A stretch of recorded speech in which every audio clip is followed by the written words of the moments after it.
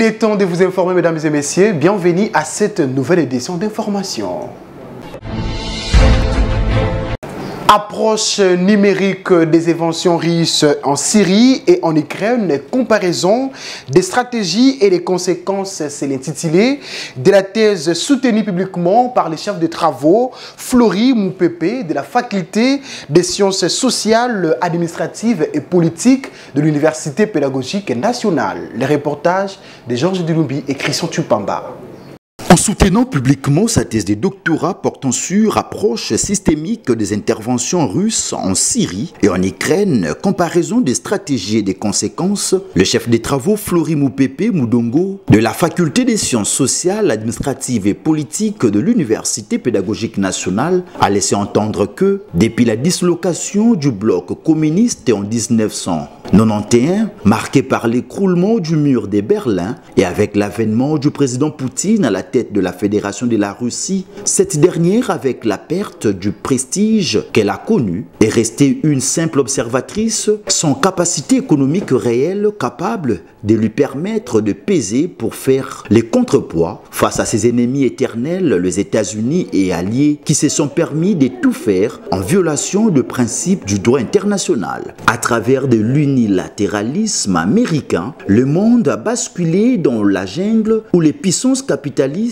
pour leurs intérêts égoïstes, ont mené des guerres illégales à travers le monde. Ces guerres ont endeuillé de peuples et la communauté internationale sont s'éveiller et imposer la paix et la sécurité internationale, a joué à la parodie en fermant les yeux au regard des conséquences engendrées. Aucun pays occidental n'a condamné la guerre dans le monde ni demandé à la Cour pénale internationale d'émettre un mandat d'arrêt contre les auteurs de ces crimes contre l'humanité. Durant tous ces temps, a-t-il poursuivi, la Russie n'ayant pas assez de moyens a été en quelque sorte écartée des salons où se prenaient des grandes décisions concernant la gestion des affaires sur la scène internationale. En analysant la question liée à la symétrie de forces observées dans les guerres opposant la Russie et l'OTAN, en Syrie et en Ukraine, force est de souligner que, dans cette course effrénée et à l'hégémonie mondiale, le président Poutine fait montre de sa détermination de changer non seulement l'avenir de relations entre les nations, mais surtout l'ordre mondial actuel, afin d'imposer un nouveau vent dans la gestion et rapport de force, et qu'il est un impératif pour ceux qui s'intéressent à la géopolitique et à la géostratégie, mais aussi aux relations internationales, de s'y intéresser en vue d'en dégager le jeu et les enjeux, mais aussi de comprendre par la suite les menaces et le risque que court l'humanité à travers les affrontements répétés entre l'Occident et la Russie. Voilà le contexte qui justifie le choix du thème exploité par le candidat Flory Moupepe, a-t-il conclu. Après évaluation et la délibération du jury à huis clos, l'impétrant a réussi avec la mention « Grande distinction », motif de son couronnement par le secrétaire général à la recherche de l'Université pédagogique nationale dans une ambiance bon enfant. Parlons de l'Assemblée générale ordinaire du réseau des associations des professeurs des universités et instituts supérieurs du Congo, tenue à l'Université pédagogique nationale. Objectif, passer en revue la situation qui prévaut dans les secteurs de l'enseignement supérieur universitaire, de la recherche scientifique et innovation technologique à la veille de la rentrée académique 2024-2025 et mettre en place les stratégies de redynamisation du réseau. Reportage de Georges Dilumbi et Christian Tupamba. En se réunissant au cours de cette assemblée générale ordinaire convoquée par le bureau de coordination nationale du réseau des associations de professeurs des universités et instituts supérieurs du Congo, RAPICO en sigle, les siégeants en présentiel et en visioconférence ont réfléchi et échangé sur les stratégies à mettre en place pour la redynamisation du réseau. consécutivement à leur communiqué de presse numéro Bicona-004-2025 du 4 octobre 2025, le représentant des associations des professeurs des universités et instituts supérieurs de la RDC ont également passé en revue la situation qui prévaut dans les secteurs de l'enseignement supérieur universitaire, recherche scientifique et innovation technologique à la veille de l'ouverture de l'année académique 2025-2026. En déplorant les comportements du gouvernement congolais qui ignore les revendications légitimes des professeurs, ces derniers réaffirment leur disponibilité à poursuivre un dialogue franc, responsable et constructif avec le gouvernement tout en exigeant une réponse immédiate aux revendications les plus urgentes, en particulier la convocation et la tenue effective des travaux de la commission de suivi des accords de Biboadé, cadre légitime et consensuel de suivi de leur mise en œuvre, a insisté le professeur Lossouma, coordonnateur national du RAPICO. Aujourd'hui, c'était juste pour les stratégies de redynamiser la structure. Il y avait un petit temps où nous avons connu un temps mort et maintenant nous voulons la réorganiser et redynamiser les activités à travers toute la province, justement dans la stratégie de confirmation de ce que nous avons écrit dans notre communiqué de presse. Il faut descendre dans les associations, sensibiliser pour que le jour à venir, nous puissions parler de manière différente par rapport aux cas anciens autour des décisions qu'on pourra prendre pour le bien du professeur. Les associations de professeurs membres du RAPICO sont appelées à faire pleinement confiance à leur bureau, à lâcher le professeur Lossouma.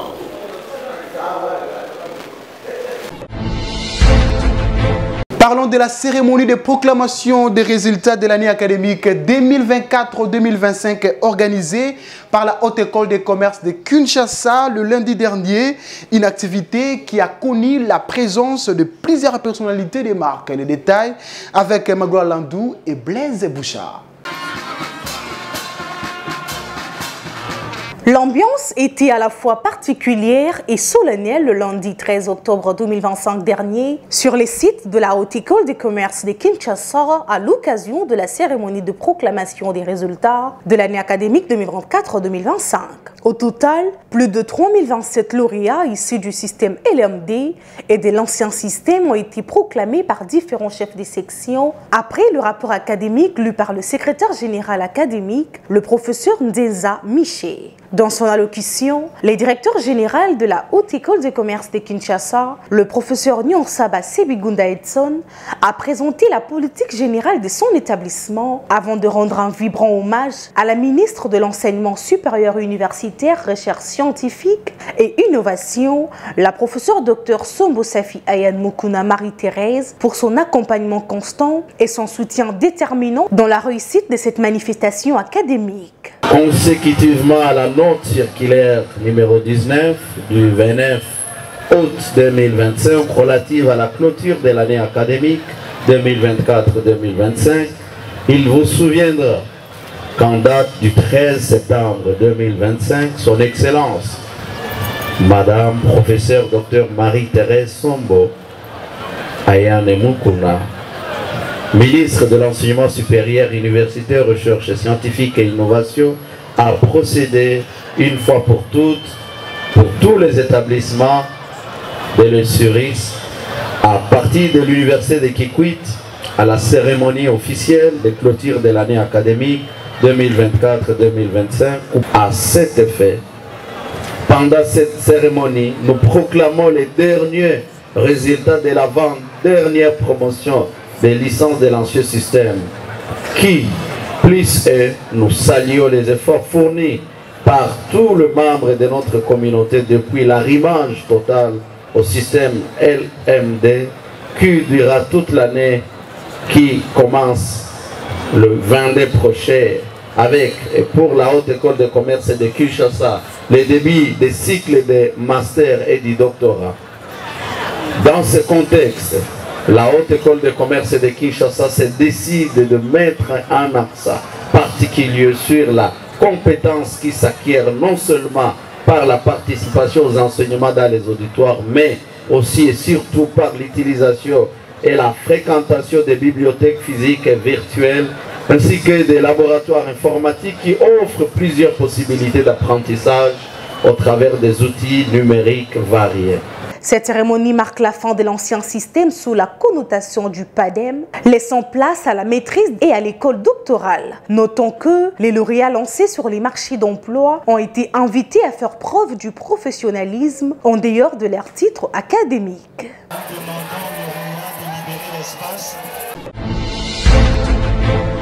Il a brillamment défendu son mémoire de diplôme d'études approfondies à l'Université pédagogique nationale. Il s'agit du chef de travaux Emmanuel Kalamba qui était devant le jury avec son travail jugé recevable avec la mention la plus grande distinction. Serge Bouilly était là.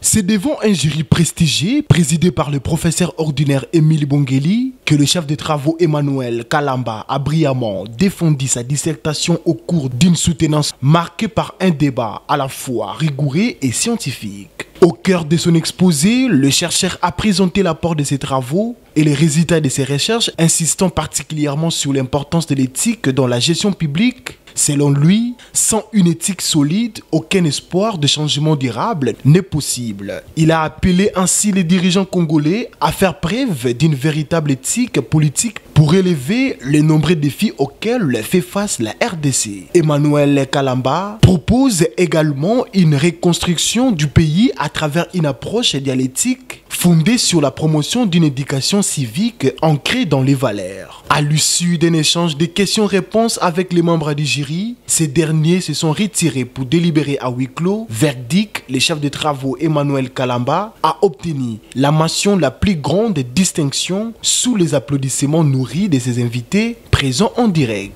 Visiblement émis et satisfait de l'issue favorable de son parcours académique, l'impétrant est revenu sur les points clés de sa recherche. La recherche commence par l'observation. Je suis congolais, j'ai procédé par l'observation directe. J'ai vu un immense pays, un grand pays, avec beaucoup de ressources naturelles. Comme on dit, un pays potentiellement béni, mais sa population qui vit dans une paupérisation non descriptible. Et je me suis posé la question, qu'est-ce qui est à la base de cette paupérisation?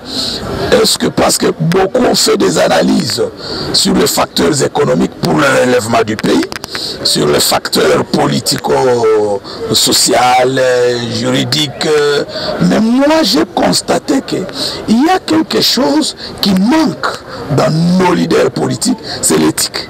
Maintenant, je voulais connaître la dynamique interactionnelle entre l'éthique et la reconstruction du pays. Et c'est par une photo de famille que s'est clôturée cette cérémonie purement scientifique.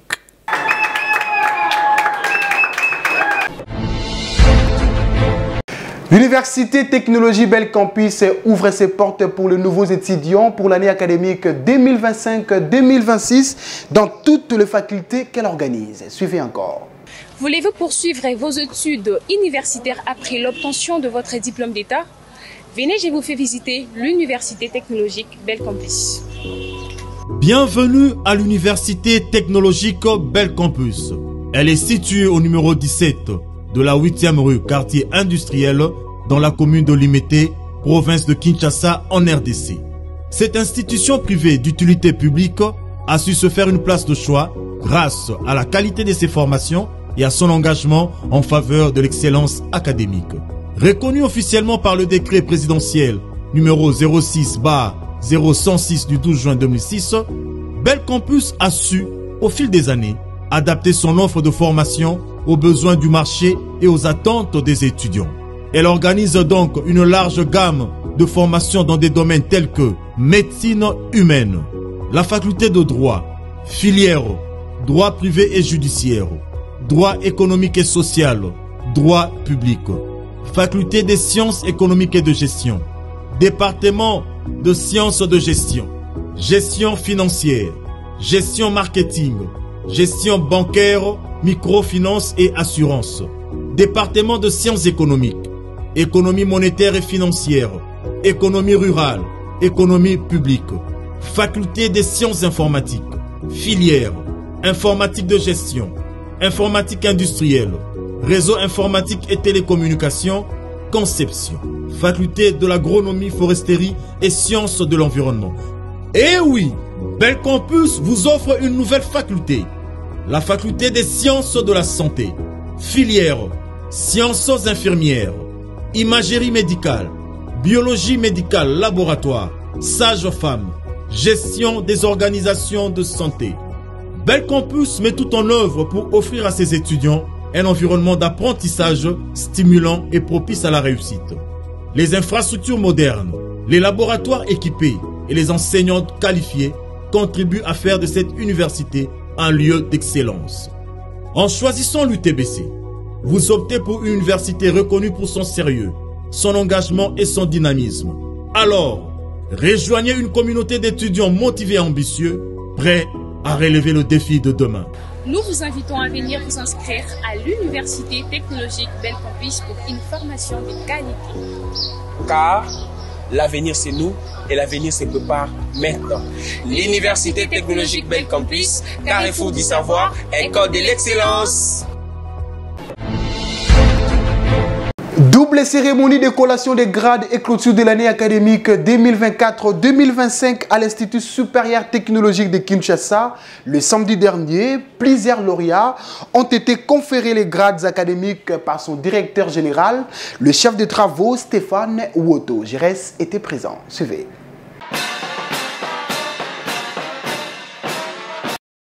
L'Institut national pilote d'enseignement des sciences de la santé à Kinshasa a servi de cadre pour la double cérémonie de collation des grades et clôture de l'année académique 2024-2025 organisée par l'Institut supérieur technologique de Kinshasa. Dans son discours de politique générale de l'établissement, le chef des travaux Stéphane Wotongweshi, directeur général de l'ISTK, a loué le travail abattu par son comité dans l'organisation des enseignements de qualité, les évaluations et la délibération des étudiants. Et le secrétaire général académique a dans son rapport jugé positif le bilan de l'année académique 2024-2025 malgré les aléas. Après la proclamation des résultats par les différents chefs de section, les lauréats du jour ont été conférés les grades académiques par le directeur général de l'ISTK en présence des autorités politico-administratives et les membres de famille.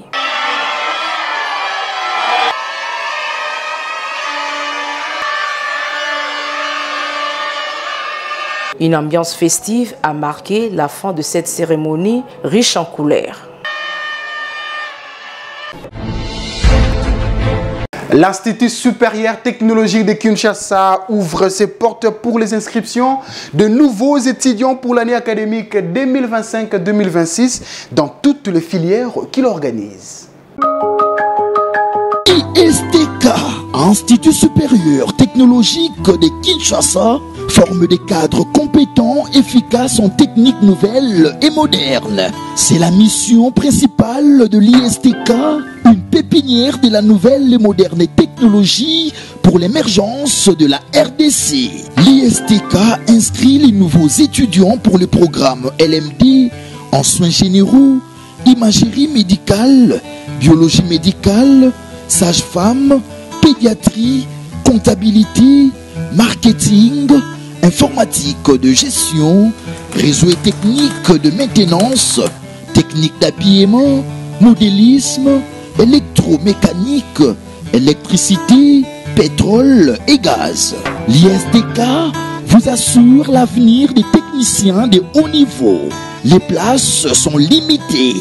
Venez vivre la réalité sur l'avenue Makanza, numéro 156 dans la commune de Ngiringiri.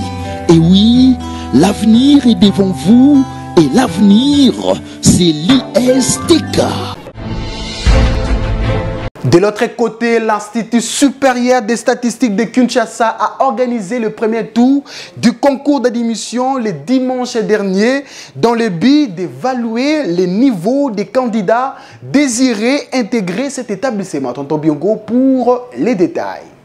Plusieurs candidats candidats ayant obtenu moins de 60% à l'examen d'État se sont présentés dans les campus de l'Institut supérieur des statistiques de Kinshasa le dimanche dernier pour passer les tests d'admission organisés par le comité de gestion de cet établissement. Une initiative qui s'inscrit dans les respects stricts de l'instruction académique en vigueur. Pour la circonstance, le professeur Inonson Moindo, secrétaire général académique de l'ISESKIN, a rappelé aux candidats les différentes filières organisées à l'ISESKIN avec le 2 vacations jour et soir, ainsi que le fonctionnement du système LMD. Il a également insisté sur l'importance de chaque étudiant de faire un choix réfléchi des filières adaptées à son profil, tout en leur souhaitant plein succès. Face aux items de français, mathématiques et de la culture générale, chaque candidat a mouillé le maillot en répondant aux différentes questions avec espoir de réussir et intégrer la communauté de l'Institut supérieur des statistiques de Kinshasa. Plusieurs d'entre eux, visiblement émus par la bonne organisation de ces épreuves, ont salué le sérieux du processus. L'accueil ici à l'IGE, je l'ai trouvé chaleureuse, quoi. Par rapport aux autres écoles que j'ai fréquentées avant mon inscription ici. En tout cas, l'IGE, j'ai vraiment aimé. Les professeurs sont trop chaleureux, ils sont accueillants. L'examen, c'est tout ce qu'il y a de normal, c'était en tout cas facile pour moi. Et ceux qui n'ont pas pris l'inscription, en tout cas, j'ai dit qu'ils ratent trop de choses. Je passais au texte en question, je l'ai fait et je l'ai trouvé tellement génial. Et c'était exactement comme je l'ai imaginé. Je tiens à ceux qui n'ont pas encore venu, qu'ils puissent venir faire l'inscription à ISES. J'aimerais vous signifier que ma présence ici au sein de cet institut, c'est par rapport aux différents témoignages reçus. J'avais eu un temps de vérifier où je peux aller m'inscrire. Malheureusement, après recherche, j'ai pu découvrir l'institut qui me convient. Et dès que je suis arrivé, j'ai trouvé une certaine sérieuxité. Et cela a fait en sorte que je puisse m'inscrire. Et voilà, aujourd'hui, c'était le jour des tests. Pour moi, je peux dire que c'est vraiment la qualité qui règne parce que par rapport à ce que je vis, j'essaie d'inviter les autres qui ne sont même plus encore présentés à ces lieux, venir se présenter puis s'inscrire. Voilà le meilleur. A noter que le comité de gestion dirigé par le professeur ordinaire Jean-Marcel Mbikaï prévoit une deuxième session de tests dans le prochain jour, les inscriptions étant encore en cours. Rendons-nous dans la province du Haut-Katanga où a eu lieu la grande cérémonie légendaire d'inauguration du nouveau bâtiment R+4 de l'Institut supérieur technique de Lubumbashi, un établissement universitaire et dirigé de la plus belle des manières par les professeurs Djano Pania. Ce nouveau bâtiment moderne vient renforcer la viabilité du cadre afin de permettre aux étudiants d'apprendre dans des conditions optimales. Proposé par Georges Ndilumbi et Christian Tupamba. Devant un parterre de politiques et scientifiques, la cérémonie d'inauguration du nouveau campus R+4 de l'Institut supérieur technique de Lubumbashi s'est déroulée comme prévu ce samedi soir. Cette cérémonie riche en couleurs a été présidée par le directeur de cabinet adjoint de la ministre de l'Enseignement supérieur, universitaire, recherche scientifique et innovation, en présence de plusieurs autres personnalités. Prenant la parole devant ses hôtes de marque, le promoteur et directeur général de l'ISTEL, le professeur associé Janon Pagna a rendu ses vibrants hommages au chef de l'État congolais Félix Tshisekedi, qui ne ménage aucun effort pour restaurer la paix partout en RDC, sans laquelle l'enseignement serait entravé. Et d'ajouter, le professeur associé Janon Pagna a reconnu l'engagement de la ministre des tutelles dans l'accompagnement des institutions, tant publiques que privées. Madame la ministre, vous êtes brave. Voilà pourquoi le président de la République démocratique du Congo vous fait confiance et continue à vous faire confiance pour le travail abattu au niveau des universités publiques et privées. Nous vous remercions sincèrement, Madame la ministre, surtout de nous envoyer une grande délégation pour participer à l'inauguration de notre campus. Le professeur émérite Alexis Takizala, président de la sous-conférence de chefs d'établissement privé du Haut-Katanga, a félicité le promoteur de l'ISTEL d'avoir concrétisé ses projets bien que partiels. Il a profité de l'occasion pour formuler des recommandations aux représentants de la ministre dans l'accompagnement des entrepreneurs de ces secteurs. L'entreprise, commise à exécuter ses projets des grands enjeux, a remis un certificat de mérite au promoteur de l'ISTEL en guise de reconnaître sa bravoure et son engagement. Juste après le discours de l'administration de l'ISTEL et du représentant de la ministre, l'heure était à la coupure du ruban symbolique, cérémonie présidée par le directeur de la ministre. Le directeur général de l'ISTEL a remis quelques cadeaux de la marque du Katanga aux différentes autorités présentes. Puis, l'heure était à la visite guidée de ces bâtiments modernes. Du rez-de-chaussée jusqu'au 4e niveau, ces participants ont reçu les explications détaillées et méthodiques de la composition du bâtiment par le promoteur de l'ISTEL. Ensuite, l'avènement s'est clôturé par le partage d'un verre dans la grande salle Mohindo Zangui. Déjà cette année académique 2025-2026, ce bâtiment moderne de l'ISTEL sera opérationnel. Un bâtiment qui respecte les normes internationales d'enseignement supérieur et universitaire.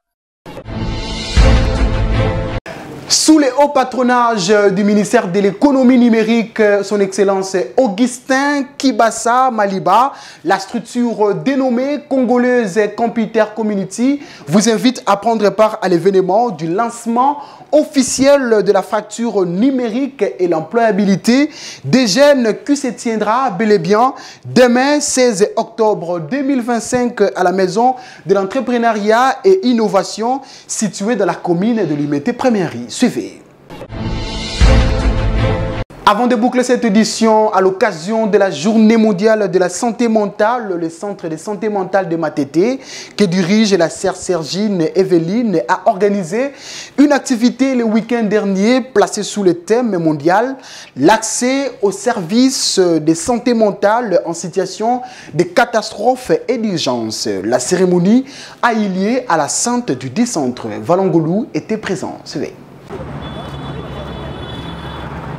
Cette journée mondiale de la santé mentale, placée cette année sous le thème « L'accès aux services de santé mentale en situation de catastrophe et d'urgence » organisée par les centres de santé mentale Téléman de Matete que dirige la sœur Sergine Herveline Omeogo. La journée a débuté par une prière dirigée par la sœur Justine, suivie du mot de bienvenue prononcé par la superviseuse de la communauté, la sœur Aleki Marie-Reine, et d'ouverture de la directrice du centre suivie du docteur Patrick Etouende, représentant le directeur du programme national de santé mentale. Ces allocutions ont ouvert la voie à une conférence et débat animée par le docteur Jacques et le professeur Josué Ozoa, qui ont abordé les enjeux du thème mondial, suscitant un échange riche avec l'assistance. Pendant mon exposé, j'ai relevé que les situations d'urgence ou de catastrophes de genre pandémie, comme nous avons vécu Covid, maladie à virus Ebola, ou des inondations, des catastrophes naturelles, la guerre, il y a des conflits armés. Et toutes ces situations-là, les gens qui vivent ces situations sont affectés, pas seulement sur le plan économique, pas seulement sur le plan physique, mais et surtout sur le plan psychologique. C'est de là que nous avons dit, ce genre de situation génère sur le plan psychologique de la souffrance psychique, de la détresse émotionnelle. Une session de questions-réponses a permis au public d'approfondir sa compréhension des réalités liées à la santé mentale en contexte d'urgence. Un moment fort de la journée fit la mise en scène d'une pièce de théâtre illustrant avec justesse les responsabilités des professionnels de santé et les défis quotidiens des patients souffrant de troubles mentaux. Plusieurs partenaires ont également pris la parole pour adresser leur message de soutien. Satisfaite de la réussite de l'événement, la directrice du centre Téléman de Matete a souligné ce qui suit. Ce que nous pouvons retenir, c'est que la santé mentale est un droit pour tous et que chaque membre de notre société a sa part à jouer. Mon dernier mot de ce jour, c'est que le centre de santé mentale Téléman lance un appel aux particuliers, lance un appel au gouvernement pour qu'ensemble nous puissions prendre soin de nos frères et sœurs malades mentaux. Ils sont nombreux à venir au centre.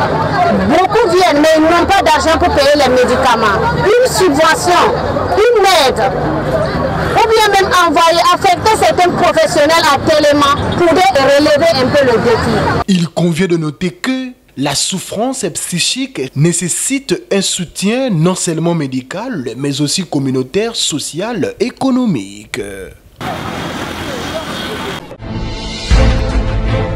Voilà, comme vous constatez, nous bouclons cette édition complètement derrière la caméra. Exaucé Mapanga, une réalisation de Dr Lema, toujours sous la coordination de l'honorable coordonnateur André Mouchongo Machara. Mesdames et messieurs, merci parce que vous étiez les nôtres à la prochaine édition et restez fidèles à nos chaînes partenaires.